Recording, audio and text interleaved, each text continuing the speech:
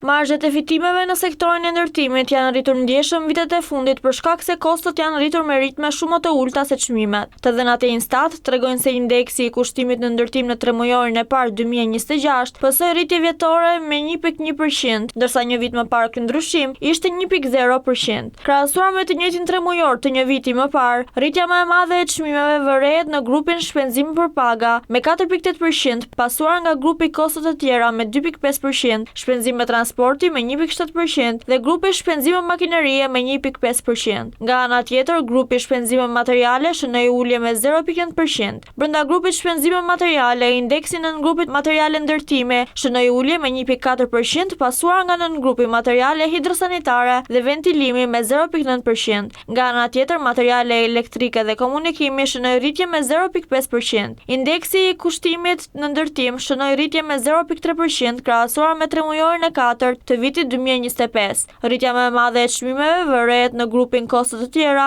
me 1.7%, grupi shpenzime për paga me 0.6%, grupi shpenzime makinerie me 0.3% dhe grupi shpenzime transporti me 0.3%. Nga ana tjetër, grupi shpenzime materiale ka shënuar ulje me 0.2%. Brenda këtij grupi ulje patën në grupet materiale hidrosanitare dhe ventilimi me 0.8% dhe në grupi materiale ndërtimi me 0.4%. Nga ana tjetër, në grupi materiale elektrike dhe komunikimi shënoi rritje me 0.2%. Sektori i ndërtimit është zgjeruar ndjeshëm vitet e fundit me ndërtime shumëkatëse në Tiranë dhe resorte dhe otele në Bregdet. Kërkesa në rritje ka bërë që shumë bizneset nga sektorë të tjerë të zhvendosen në ndërtim. Indeksi i kushtimit në ndërtim për banesa (IKN), duke filluar nga tremujori i parë 2024, do të llogaritet me bazën e re. Tremujori i 4 2021 shërben si periudhë bazë për llogaritjen e indeksit. IKN mban ecurinë e çmimeve të materialeve të ndërtimit, të fuqisë punëtore dhe të shpenzimeve të tjera kapitale që përdoren në ndërtimin e një banese, tip 8 deri në 10 kathe. Shporta e re përbëhet nga 70 zëra, nga të cilat 66 janë materiale ndërtimi. Çmimet për materialet e ndërtimit mblidhen nga 237 distributorë dhe shitës me shumicë të materialeve të ndërtimit, ndërsa të dhënat për shpenzimet për pagat, makineritë dhe transportin merren nga nënshta ndërmarrje të mëdha ndërtimi, të përqendruara kryesisht në rrethin e Tiranës.